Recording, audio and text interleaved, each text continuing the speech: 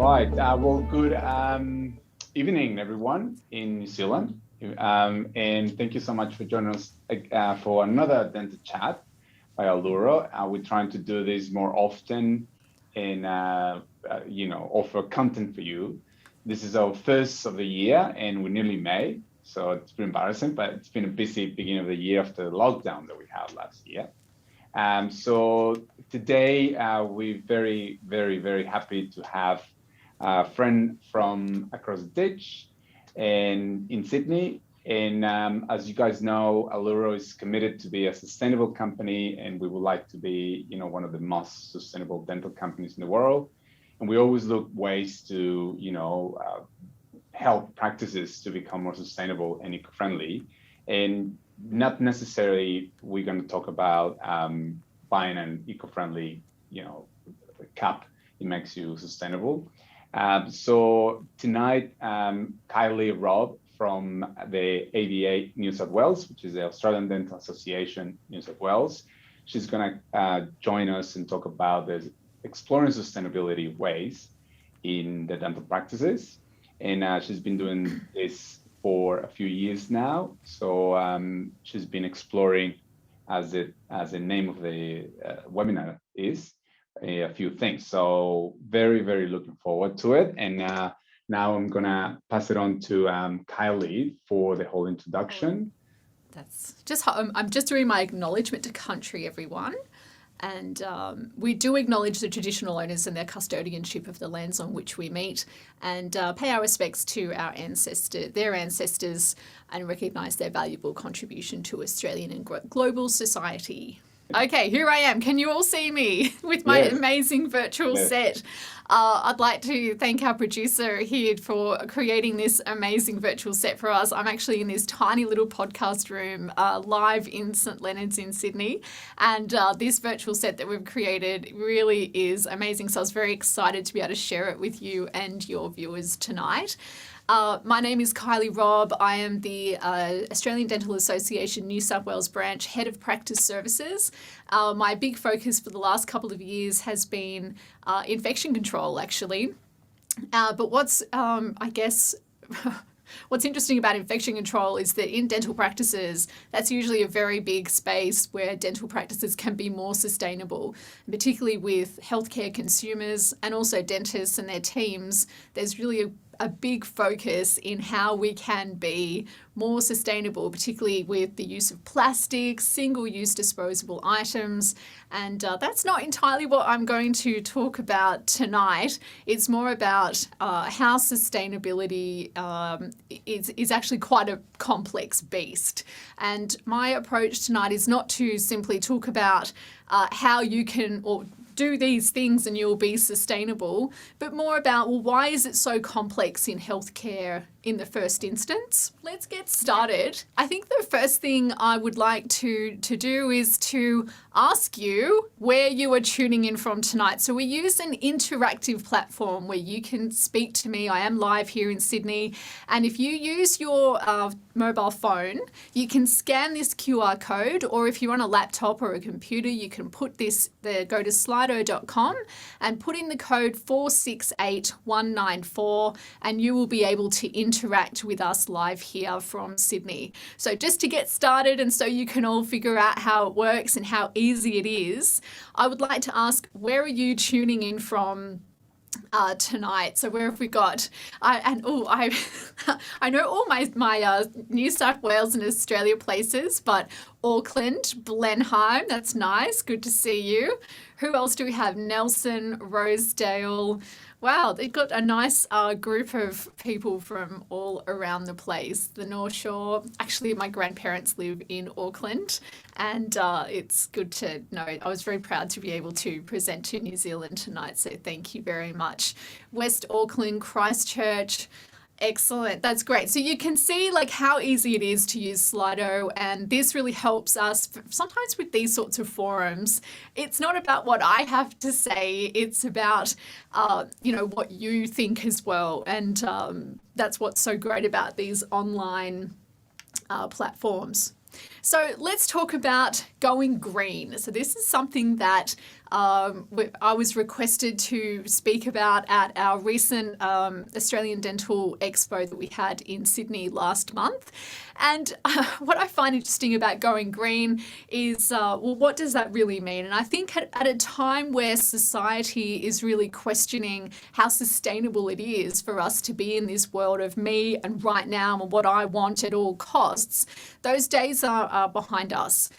So I think for us, it's about understanding that sustainability has become this catch-all term, which includes obviously environmental aspects of the impacts of what we do, but also factory conditions and paying staff. And I was reading about this terrible incident that happened in Bangladesh, the Rana Plaza, where it collapsed with 1,000 people working inside of it, making all these cheap disposable clothing, not getting paid very well. And it's like, is that sustainable? And do people know where their products are really coming from and what they're inadvertently contributing to? I think professional communications and good intentions are not enough. We need to convert that aspiration into action, and that isn't always as easy as it sounds. So let's have a look now at what the difference is between going green versus going sustainable. And if we think about going green, it's really using products and services that reduce an environmental impact compared to something else. So a good example is instead of using a plastic cup, you're using a paper one, but you're still using a cup. And I think for me, and I guess a bit about my own background, I have a Master of Health Service Management and Clinical Leadership. I'm a credentialed infection control professional. I'm a board director for the Australasian College for Infection Control. And I guess part of my approach to dealing with problems like this is the management and leadership angle of, well, how do we actually move to that next step, but being a bit more strategic as well when we think about these concepts. Because a sustainable product is a service or products and services that refer to the long-term multifaceted implications and impacts of their use. So we're talking about, how sustainable is it for us to just waste all this water if we're living in the desert, simple analogies like that. So I think for me, it's about reflecting or observing the status quo and working out, well, is this what we should be doing anyway, rather than just replacing something with something else. Now, greenwashing is a term that has been bandied about I think it's a term that actually was coined in the mid-1980s by an environmentalist by the name of J. Westerveld. And he created this, or he wrote this essay talking about hotels telling you that you should, save the world by not getting your towel washed every day. And that's where the term greenwashing actually was first, bandied about. And what he was saying is that this isn't to save the environment. This is for you to reduce costs on laundry, and calling it out for what it is. And there's been some pretty big notable instances in the past where the greenwashing is being called out. For one I was looking at today was Coca-Cola. They've recently been a lawsuit's been filed against them for saying that they're this sustainable eco, company, but they're the biggest polluter when it comes to all their plastic bottles that they create. And, this is literally from their website, is this Coke bottle with some plant growing inside of it, as if it's this, wonderful company and feel better, even though the pollution is out of control. So greenwash marketing. So what that's really saying is that you're making claims that you're environmentally conscious for marketing purposes, but you're not actually doing anything for sustainability. And what the literature is saying is that this is the link that we see that is an unintentional consequence, in that people do have good intentions and they really do want to be sustainable, but they just fail to actually execute when it comes to those actions to do do what they're saying. So some ways to avoid the greenwashing trap is to avoid fluffy language like natural and eco-friendly. Like, really, what does that even mean? We see that a lot. Eco-friendly this and that, but how is it? And I'm very much data driven, and it's like, show me the facts. Green products versus a dirty company. So what we're talking about there is, watch out for like hypocrites. So we've got, all these natural, eco-friendly LED light bulbs, but they're sort of put together in some factory that isn't really taking care of, and all this, chemicals are going into the little rainforest down the street. So there's, this happens. Evocative pictures providing unjust green impression. Thanks, Coke. I literally got that from their website today. And designations that are not credible. It's like saying that, green cigarettes. Do you know what I mean? Those sorts of things are not great. And, imaginary friends. So what I mean there by that is putting logos or kind of, and I actually say that, this is a great idea, is to align yourself to companies that are doing well in their sustainability efforts, but those companies don't exist. So sometimes we'll see, this little rubber stamp of eco accreditation, but there's no such thing as that eco accreditation. And just blatant lies. Now, obviously people with good intentions and doing what they think is right, it's the minority who are going to be going out of their way to lie to their consumer. But there is nothing like destroying business trust by a consumer finding out that they've been lied to by a company that they thought was doing better. So I guess what I'm trying to say here is watch it. Be careful. So some things that you can do, and I'll just, run through these ones, a couple of these ones, is that, it is easy for the green marketing to translate to greenwashing in practice if the organisation doesn't live up to the standards or those sustainable business practices. So I guess the approach is that some ways that you can make sure that you are doing the right thing is to look at, well, are things that you're doing, are they manufactured in a sustainable fashion? And how would you know? Are they free of toxic materials or ozone depleting substances? Are they made from renewable materials? And, is there excess packaging? Are you buying products for the long term rather than this disposable nature? People who get beautiful, nice cars plan to have them for a long time. They're not just, cars aren't a great example, but it's more of that buying for quality rather than cheap, discarding them for later. So let's have a little think about now what some green products are. So with the definition of a green product, it's replacing something with something else. So instead of a plastic bag at the shops, you get a, one of those, what are they? The little long-term bags. Simon's nodding. Yeah, reusable. Thank you. 100%. So bamboo anything. Now, what's interesting about bamboo is that, yes, it's a renewable product, but it takes a lot of water to grow bamboo. So a paper straw is a really good example. So it's a replacement from the plastic straw to a paper one. Metal straws, paper-made stuff, so a carton. Yeah, look, I agree. I think that is a green product.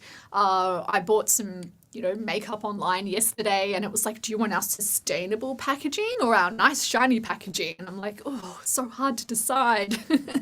But it's this replacement or instead of. And I can remember watching like American movies back in the day, and it was like paper or plastic when you're at the shop. So it's giving you that alternative to something that is more green. Let's have a look at examples of green services. So we're talking more about, instead of just the, the end result of the product manufacturing process, what are some green services? So if we think about, waste management, that's actually a really good example, because there's some countries in the world that don't have a coordinated waste management program, in that there. No one will come and pick up a rubbish bin. You have to figure out what you do with your own rubbish. And that's where that rubbish ends up in, I don't know, big river systems and things like that. So public transport's a good example. So instead of, driving your own car, you're catching a bus or a train, which is more environmentally sustainable than every single person who's on that bus driving their own car. Compost is a good one too. So composting, I know the North Sydney Council here, they have, green services where they'll provide, apartment buildings opportunities to get rid of their green waste rather than just putting it in the rubbish bin. So there's all these different services that are available to help us to be more green. So it's not like a product, it's a service. Now, this slide here, oh my goodness, I cannot tell you how long it took to pull this together because sustainability is a very complex space, and it's because, achieving this sustainable delivery model of healthcare is quite challenging.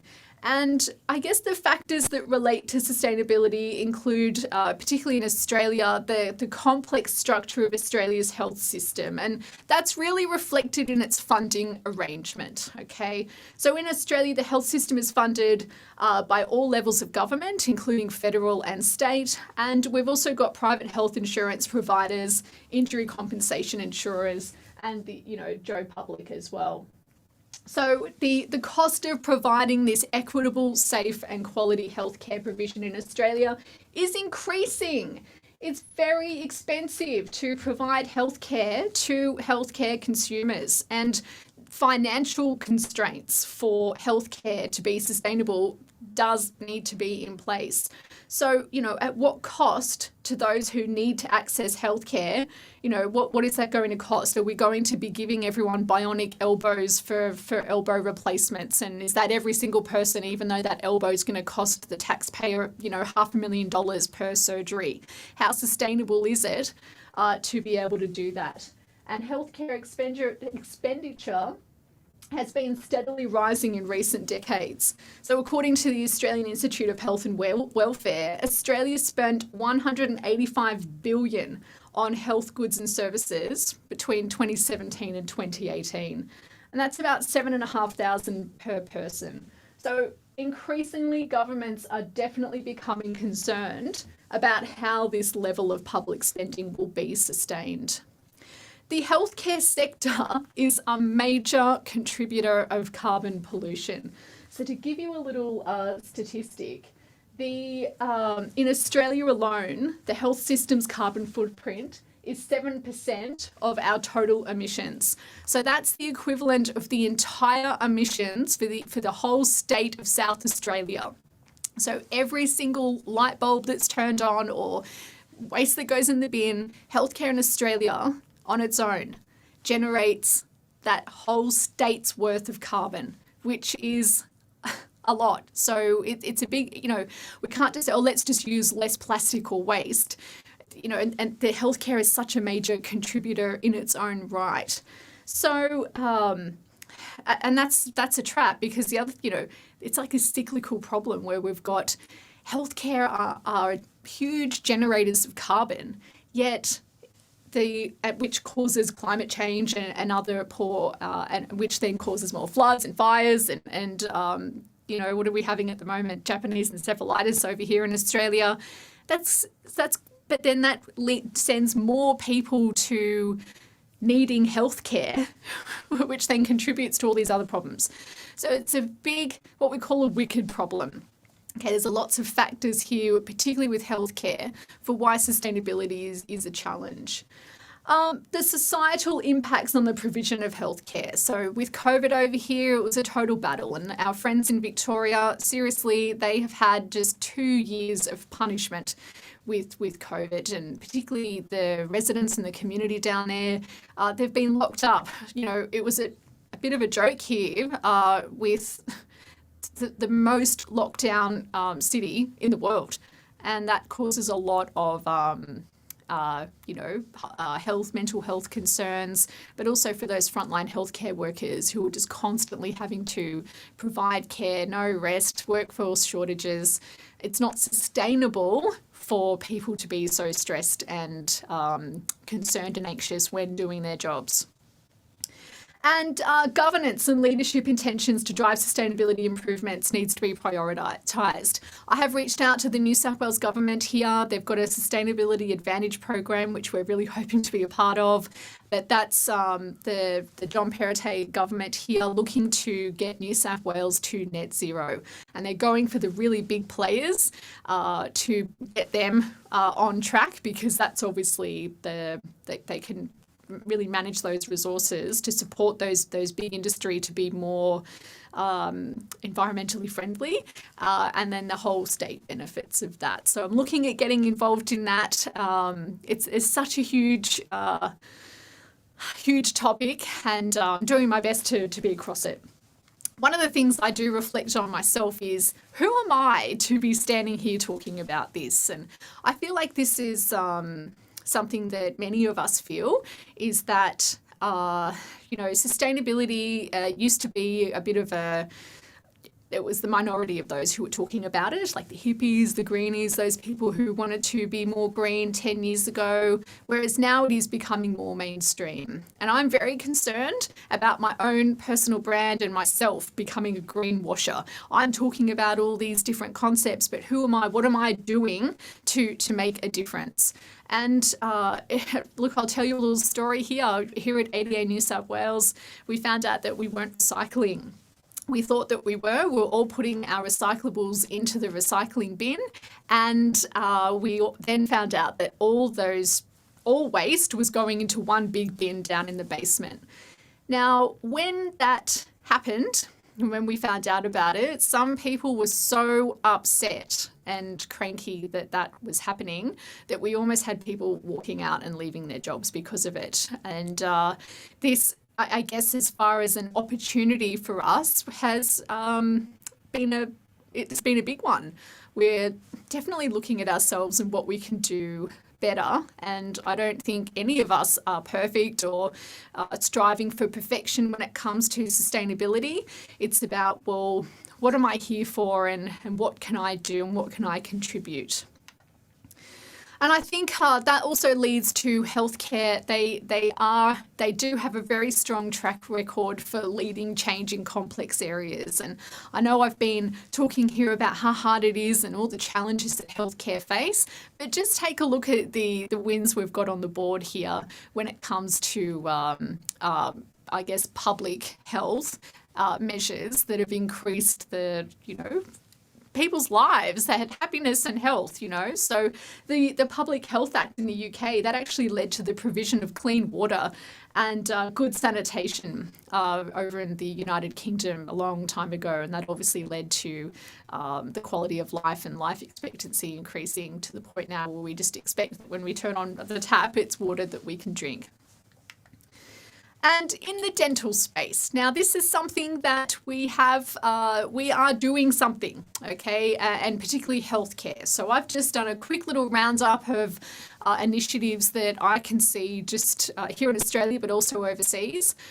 We have the Ramsay is a major player for healthcare here in Australia, and we've got the South East Sydney Local Health District, their environmental sustainability strategy, World Health Organization, Australian Capital Territory, so down in Canberra, the FDI, which is the World Dental Federation in Geneva. They're also doing some work in this space. So it's not to say that the healthcare profession hasn't been doing much in this space. We definitely have, and now it's a great time to talk about it.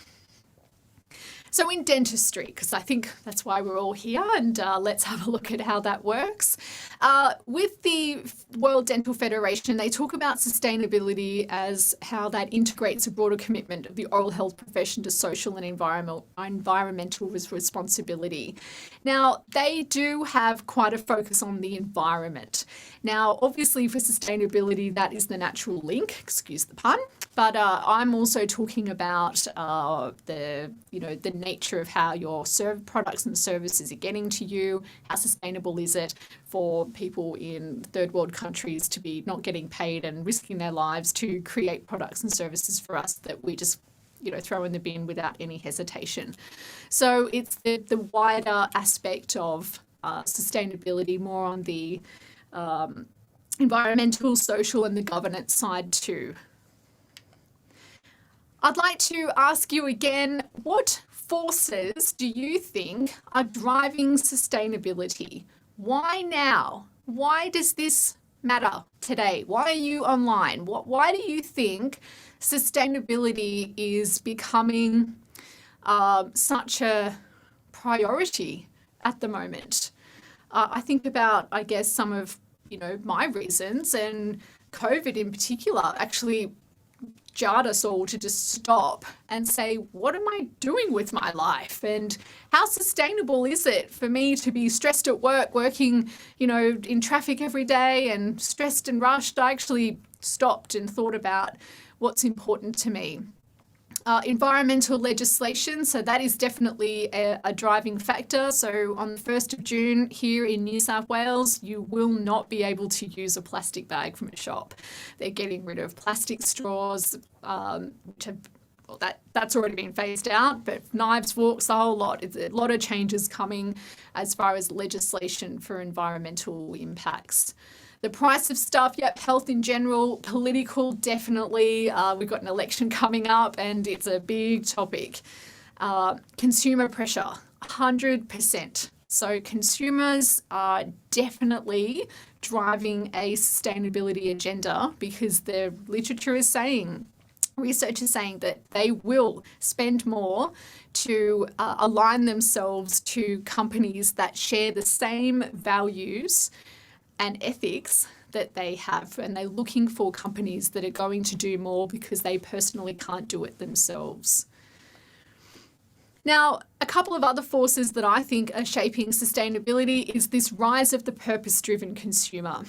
Just like I was saying before, consumers are looking for companies and services that are doing more for the environment, and that is important. You will notice when you go online to buy clothing or services, sustainability is right up there because they know healthcare consumers, or consumers, I always say healthcare consumers, are looking for that. Brands are reevaluating their purpose and values, and a lot of that is to do with governance. They know as a governance risk that if they are blowing up an old ancient mine, an old ancient Indigenous site in the Pilbara for a bit of coal, people don't like it. Even if they were legally able to do that, people are like, that is not what I want to contribute to. So shareholders are talking with their feet by just not even supporting companies like that. So the risks are real. If you are a big corporate and you're doing the wrong thing, and you should have been aware of that risk and a reputation and brand, that does have consequences. So they're reevaluating, what are we here for and what can we do?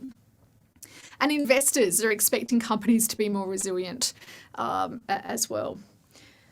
And I think that comes from I guess the good things about these sorts of things is that this change is actually inspiring innovation, and that's what I'm really excited about, and we'll talk a little bit more about that in a moment. One other thing that we're seeing here in Australia in particular is this the Great Resignation that's happening around the world, where employees are the pandemic has fundamentally changed the relationship between employers and employees. So in the US and the UK, the quit rate is at historic highs and wage growth is at the highest level in decades. And employees are really looking for more from their employers, including more flexibility and more meaning in their work. And what I mean by meaning is the work that they're doing has purpose. I am like me working here at ADA New South Wales, the work I'm doing, standing here right now talking to you, is contributing to hopefully a better world for all of us. And that motivates me to work hard, study hard, and do my best. And this is what employees are looking for generally when it comes to their work. They want really want to see that building of trust with meaningful purpose and values that they can align to, and taking action on other issues employees care about as well. So I'm talking about, what I love about working here at ADA New South Wales is we have a very diverse workforce, from people who are a bit older to younger, from lots of diverse backgrounds. We have quite a number of us who English is not their first language, and that creates a very rich tapestry of opportunities for us to, I like working in a workplace that actually reflects the community that I live in. And that also leads to opportunities as well. So teams do perform better when there's a clear sense of why they exist, and they're not here to exist to make sure that their principal dentist is earning as much, taking as much, and not caring about them or anyone else. They don't like that. So what are some sustainable opportunities for dentistry? So the ones that I see is obviously reducing single-use plastics and waste. I can't tell you the number of dental practices that I visit that are not recycling, even just plastic drink bottles. And I guess the things I see as well is understanding supply chain impacts. And I know some of our big corporates, and I know Luro as well, you're talking about it, is making an active effort to make sure that the products and services that they're providing to their own consumers, being dentists, have a sustainable, there's a sustainable eye over them as to what that looks like. The other opportunities I see is this innovation and efficiency improvements. Why are we going through 1 million gloves a day? That's expensive, but it's also a waste. How can we do more with less? Employee relations, improve culture, even the sustainability efforts that we're doing here for members at ADA New South Wales has helped me to forge better relationships with people I work with who really care about this. And I'm really enjoying getting emails and texts and things from dentists alike, but also my fellow colleagues saying, oh my God, check this out, you should listen to this podcast. It's all about net zero. And I feel like there's that shared excitement about what we can contribute. And that's an opportunity for dental practices as well. Now, a couple of, I'm talking about a lot of concepts here. There's plenty of things that, a practice could do to be more sustainable. And I was really mindful of not going down this road of going, hi, I'm Kylie, and here's all the things, here's a little checklist of things that you can do to be more sustainable. For me, it's about understanding, well, why do you care about it at all? Because every single practice will have a different approach to what it is they care about. And that's also a reflection of the community that they're in, what it is that they think is important to them. And, for example, we had some terrible floods over here in northern New South Wales, all around Byron Bay and Lismore areas. We had a number of our members who their dental practices were completely flooded, and some of them have hung up their handpiece for good. It's too much for them to try and rebuild from that. But one of the things that a dentist in Sydney noticed was that none of them had any cleaning supplies. They were going to Bunnings, but for, 300-kilometre radius, every Bunnings and Woolies had run out of mops and brooms. So what they did is they actually went and bought about 50 brooms, buckets and mops. And one of the dental assistants, her husband was like a truckie or something, and he's driven up to Lismore and given out all of these to the community. And that made them feel really good. And there's the team morale at that practice in Sydney was like, I'm doing something. And it's not, oh, I'm, recycling. It's I'm helping to contribute to a society that I care about, and knowing that those people who are really struggling, they know that I'm here thinking of them. And that's sustainability as well. So having a clear, sustainable mission statement for your practice will help you as a dentist to have control of what sustainability looks like in your practice. What I mean by that is if you mention a word to anyone that you want to be sustainable, and it's not a framework around how that's going to work, you're going to have dental assistants who will be like, oh, great, well, no one's allowed to celebrate the Melbourne Cup again, okay, because we don't like horses. No. and you're like, oh, is that, and we put it all on social media, and it's like, well, hang on, is that the views of our practice? Is that the views of do I really care about that? And then all of a sudden you might not feel like you've got control over that. So what I'm trying to say here is think about what problems you are here to solve and what that looks like on a day-to-day level in your practice. So things that, and this is where your mission statement comes into that. It forms the foundation of those efforts, and it states what your practice already does and what it's going to do.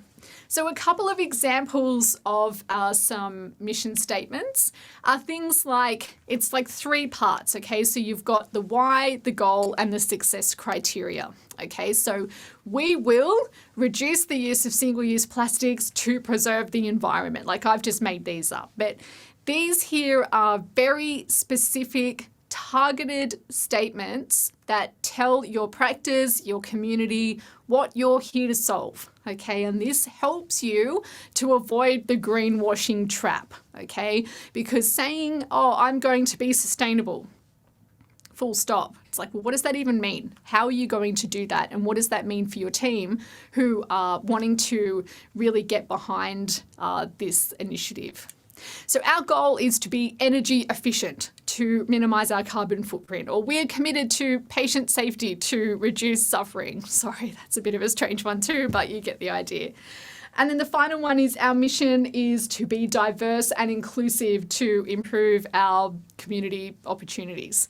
So you can see they are really different, but already, I'm sure, with each of those statements, you could list right now what you would do to act on these. So just with the diverse and inclusive, I'm not sure when the last time you looked at your website with those good old stock photos, does your website images reflect the community that your practice is in? That's a big thing about inclusivity, is making sure that when we're watching TV or reading magazines or online, that we're actually seeing that diversity that our cultures have and how great that is, celebrating that. Now, let's another interaction here. When you think about sustainability, what are the things that upset you the most when it comes to working in dentistry? So we've just talked about all these difficulties that we have in healthcare and why it's so complex for sustainability efforts. What are the things that you go, oh, I hate this about with dentistry? Okay, when it comes to sustainability, like you're a dentist, you're working in a dental practice, what frustrates you when it comes to the type of waste you're generating? And that's a good place to start. So what have we got here? Personal protective equipment. Look, particularly during COVID, oh my God, I can't tell you the number of masks I see floating around the street. It's terrible. Single-use products. Now, they are rife. Now, particularly in hospitals. Oh my goodness, this is shocking. It's cheaper to throw away a disposable flat plastic than it is to just buy a metal one and reprocess it. So they just throw them away. And I'm not all hospitals, but that's real. Okay, it's cheaper to not be sustainable. Okay, so that's again what's important to you. The cost of going green. Yeah, okay, I hear you. And this is where, as an emerging kind of area, any sustainable efforts that you're going to introduce could be more expensive. So let's talk about solar panels, for example. When they first were available to go on roofs before the government gave you all these nice incentives to be able to put them on your roof, they were really expensive. Even electric vehicles at the moment, you are an early adopter if you get one of those, and you will pay for it. So it is more expensive. And this is where having that really clear mission statement will help for you to target what I'm going to focus on and what benefit that's going to have. It feels like it's an impossible mission. And this is, you are speaking my language, my friend, because I've spent 150 hours pulling this presentation together because I just felt so overwhelmed and didn't even know where to start. So it's real, and you're not alone. Okay, now I want to introduce you to a couple of ladies here. Now, these three ladies, this is a bit of a case study. They determined that in their hospital over in London that they were going through way too many gloves. And what they determined was that they were noticing that gloves were being used when there was no body fluid exposure. So they were thinking, oh my God, we're just going through so many gloves. And the problem they identified was, well, the goal they identified rather was how can we reduce unnecessary glove use in this hospital that they worked at, but still maintaining patient safety. Okay, so what they did was they empowered their nurses to think about the key principles of glove use, and that is only wear gloves when there's a body fluid exposure risk, or if you're handling like cleaning chemicals and things like that. Their work that they did. And again, you can't measure success, and you won't know you're successful unless you measure. So they actually worked out how many gloves they were using, and then at the end of their initiative, how many gloves they were using. And they worked out that they reduced 21 tons of waste from focusing on when gloves should be worn, rather than and came with the educating the teams and really driving that change initiative.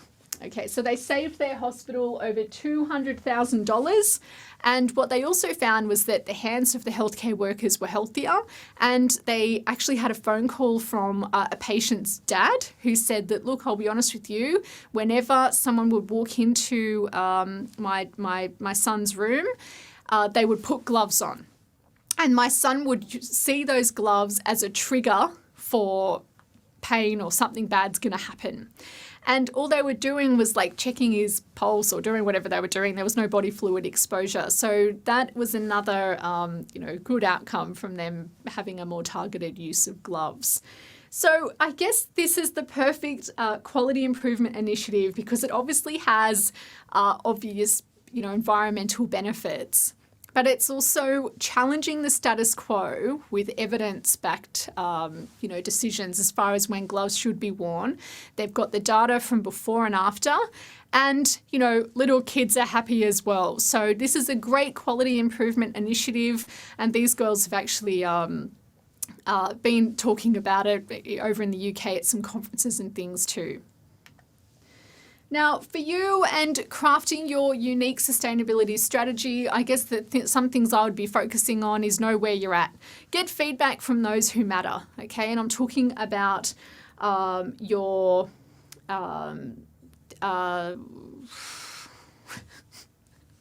like staff, friends, family, yourself, thinking about what is it that is important to you, okay? And focus on what is important, most important to you and others. Is it to save the environment? Is it to be more inclusive? Is it to be, net zero or whatever that might be? You can't do everything. And I think some of those challenges that we were talking about earlier is it just feels so overwhelming. There's too much to do. And the trap with that is I'm just not going to start or do anything. So start small, and that will help and get some small wins. Gather data to measure and share success. So that's what these girls did up at that hospital in London. They knew how many gloves they were using so that they were able to then measure that